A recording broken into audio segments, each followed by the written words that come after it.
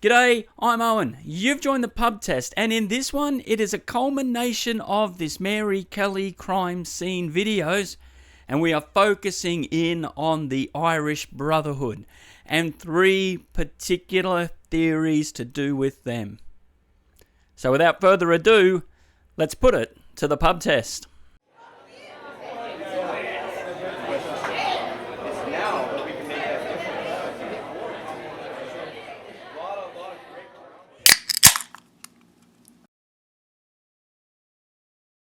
Now that you've cracked a cold one, settle down and let's have a look at this Irish Brotherhood. Now, they were formed in 1858, yet they were a follow-on from 2 other previous Irish Republican organisations. The purpose of them was so that they could break away from the United Kingdom and rule themselves. Now, initially, the first group that ever started was very political in nature, but then due to circumstances which they say was caused by the United Kingdom government pushing them down a bit, well, they got a bit militant.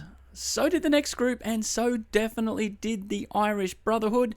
Now, the Irish Brotherhood ended in 1926, but other groups have since taken up the cause as well for Irish independence. But why was this group so committed, and why were they active in the London area in the 1880s? Well, it was around 1845 to 1850, a terrible event happened in Ireland, which was like the blight, and particularly the blight that attacked the potatoes. So there was famine in Ireland. And it said that a third of the population, which was around 2 million people, either died from starvation or emigrated elsewhere because conditions were that terrible. But right now you would be asking, well, hang on, Owen, just because an event happened in Ireland, why did they get so angry at the United Kingdom just because they were being ruled over by another government? It seems a bit extreme, really. Except, and I don't know if all these reports are true or have been exaggerated, which probably somewhere in the middle is correct, but it was stated that the England government were taking resources out of Ireland back to England during this famine, and doing so under military guard.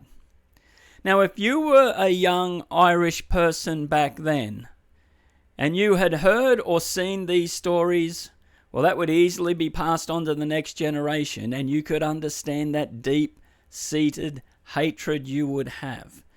And so then anything you could do for your family, for your homeland, well, you might consider doing. And this is why some people considered the IRB a terrorist organisation, particularly in England, but other people considered them the freedom fighters. But the IRB did get very active in the 1880s in London, and I won't go through all the events. You can look that up. It's quite interesting, but there was one event in 1885 which involved the bombing in the Tower of London, the House of Commons, and one other place.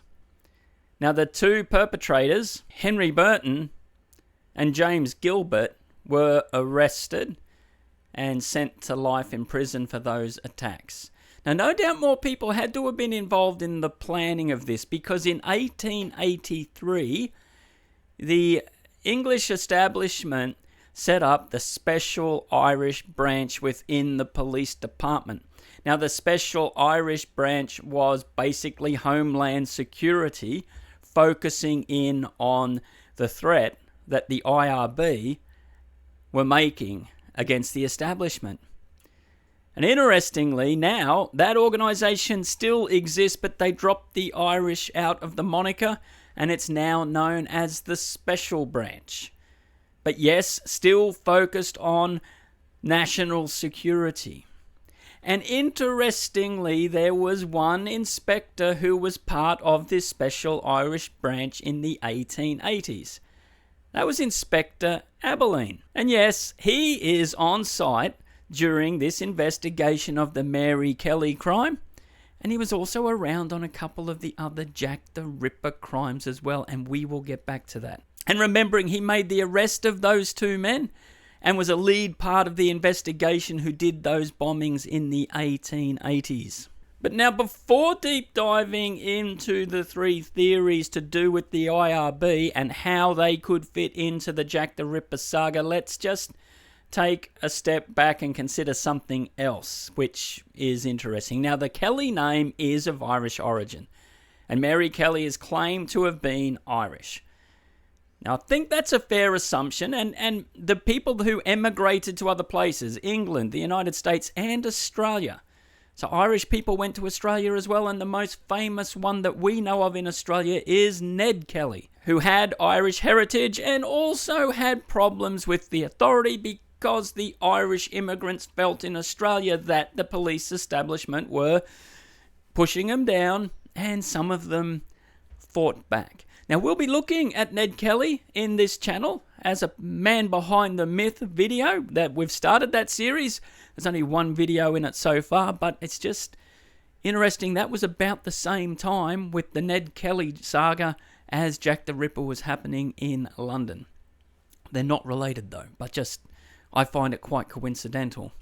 Yet, there's one other really odd connection here. And that is John McCarthy, the owner of that shop and the owner of the building that Mary Kelly lived in, could have been Irish. At least the McCarthy name is of Irish origin as well. And that is very interesting. Now, we will be going back into McCarthy, but it's just odd that at the inquest, he basically got the ledger out and said, well, she's meant to pay me this much every week and she owed me this much. So yeah, I was behind in the rent. And he also made a strange comment that all the furniture in the place belonged to him. Like he was laying claim to everything that he possibly could at this inquest. Just odd. Yet Indian Harry, who found the body, he made some odd statements as well. He said, I was ordered by McCarthy to go and collect the rent from Mary Jane. I did not know her as Kelly. Now, Indian Harry had a house in Dorset Street. He worked at the shop. Mary Kelly had been in that room for 10 months, and yet everyone knew her as Mary Kelly, but Indian Harry didn't. He knew her by another name. And he was ordered, not just, oh yeah, look, I was doing McCarthy a favour. He seemed to want to distance himself from this. And there could be good reason. So now let's put these three theories to the pub test. Now, I don't subscribe necessarily to any or all of these theories, and now I've mentioned subscribe. If you see that little button, just give it a bit of a nudge. Give us a subscribe. We'll keep it between you and me. We won't tell anyone. But these three theories, when we think about them, well, they do make a bit of sense. So the first theory, that Mary Kelly was actually an agent for the IRB. That might sound absolutely strange, and it's not necessarily saying that she was involved in the organisation necessarily of the crimes. But what is interesting about the IRB and how it was organised is that the leader basically was the centre of a circle, and then his people around him formed that inner circle. And the ones on that edge had their own circles. And those people didn't know who was in the middle. And then those ones also had their people. And so it went out. So if anybody got caught, they could not identify or know who was further up the chain. And hence, to be part of the inner circle was very, very privileged. So it's not saying that Mary Kelly was in the inner circle, but she could have been used as a messenger to pass details to people. And what perfect way of doing it, but to be seen in the community, going into pubs, talking to lots of different people. Even on the night of this crime, she was seen talking to various ones. So it's a way of hiding in plain sight. But what if Inspector Abilene had started maybe putting two and two together and thinking, well, what about this Mary Kelly person? Well, it's of note that on that last night that she was seen, she was with carroty mustache dude. And I don't want to be ratio stereotypical here, but Irish people have the highest percentage of redheads in the world per head of population. I think it's about 13% by last count. And I think it was about the same back then. Now, it's not to say that every redheaded person has Irish descent or is Irish, but it just seems to me a little bit coincidental, a little bit circumstantial, so that is a possibility. And that would lead back to a couple of videos ago when I suggested that the person in that room was not Mary Kelly. And they went about messing that body up massively. It was unrecognizable, and Mary Kelly could disappear. Now, if McCarthy was some way involved in the IRB by possibly having Irish heritage, it would explain why he was so sketchy. Why it took him and Indian Harry so long to get to the police station. Why he didn't have a key, or at least didn't want to let anyone know that he could access that room. Why he asked for a different inspector, because maybe he had an arrangement with that inspector. But he certainly wouldn't wanted the police around.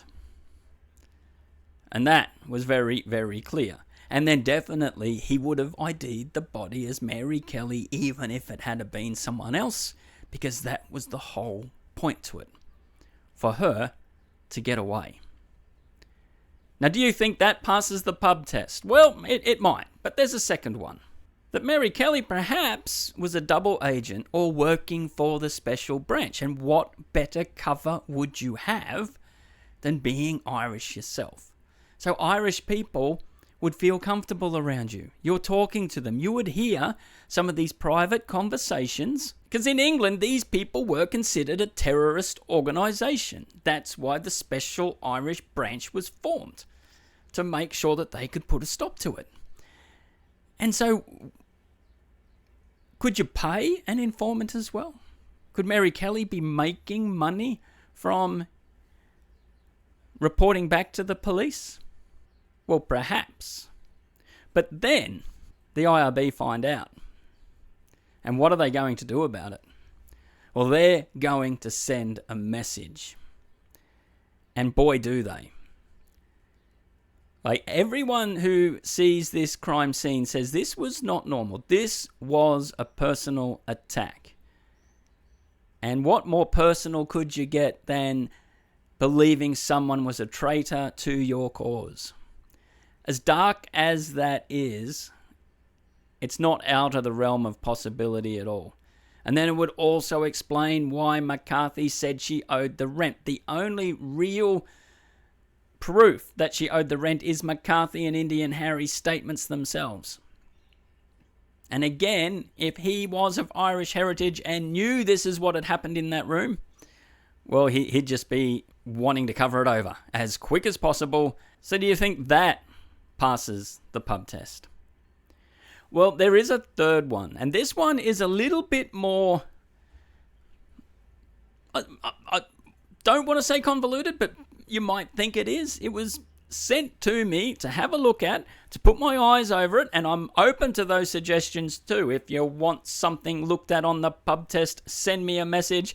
If I don't respond straight away, it's probably because I haven't seen the message, but just keep at it and I will get to it. But this one, I thought, well, I don't know about it, but when you think about it in a little bit more detail, it is a possibility that this was a terrorist activity. They were trying to put terror and fear into the people and also make the police look hopeless. Now, we know that the police did not look very good in this whole saga, so if that was the case, it achieved that. And yes, at this crime scene, at the Mary Kelly crime scene, people were angry. People were fighting with the police. And the general feeling in the whole country was one of like shock and anger and what on earth is going on. These crimes that happened in the Whitechapel area did have a massive impact on the general public. And if we think about it, if they tried the bombing and that didn't work as well as they thought it would, so they moved to another tactic to instill fear in people. And what lends itself to this theory is the fact of how the police handled this last crime scene, being the most disturbing one, the most violent, the most graphic. And what did they do? They shut it down. They made sure that inquest was handled very, very quickly. They didn't exactly search for Mary Kelly's family. They took Joe Barnett's statements on face value. They even accepted what McCarthy said, despite the inconsistencies in his testimony. And within 10 days, the body in that room had been buried, and the story in general fell off a cliff in the press, and the police were now pointing fingers at various people who could have perpetrated these crimes. But there is an interesting detail about that. They named many different people, but there was a common thread. None of the people mentioned had much standing in the community in general. Montague Druitt, well, he had mental health issues, as they said. That's why he was found in the River Thames. Abilene himself said it was probably George Chapman, an immigrant, and someone also with personal challenges. We have Bushy pointed at, Thomas Cutbush, also someone with mental health problems. It is interesting that, because this happens even today. Now, in Australia, when certain terrorist activities were happening and people were getting alarmed about it, the government actually said they were now going to change the reporting, and the press followed suit for what they wanted. And it was that they would no longer necessarily refer to them as terrorist attacks, but they would look at them as who perpetrated the crime. And they would go out of their way and character assassinate the person. They would use the same tactic as was done in Whitechapel. They would turn around and say, well, this person was out of work. He was a bit of an odd bod. He had mental health problems. So it's not really terrorism. It's just some poor loner person. Yes, a tragedy's happened, but it's nothing more than that. And you know what? It seems that those crimes have greatly dissipated. Why? Because they're no longer getting the reaction that the people perpetrating them wanted.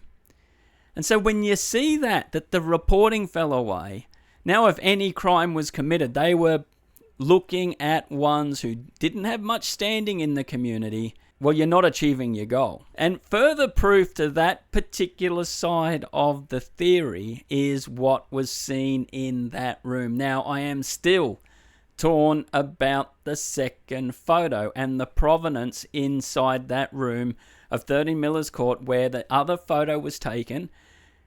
Now, the furniture, yes, could have been moved around, and I don't dispute that, but if you look at that second photo, it would look like there is an outline of a knife very close to the body, which would suggest someone leaving a statement message, as I've said, not someone trying to cover or hide their tracks.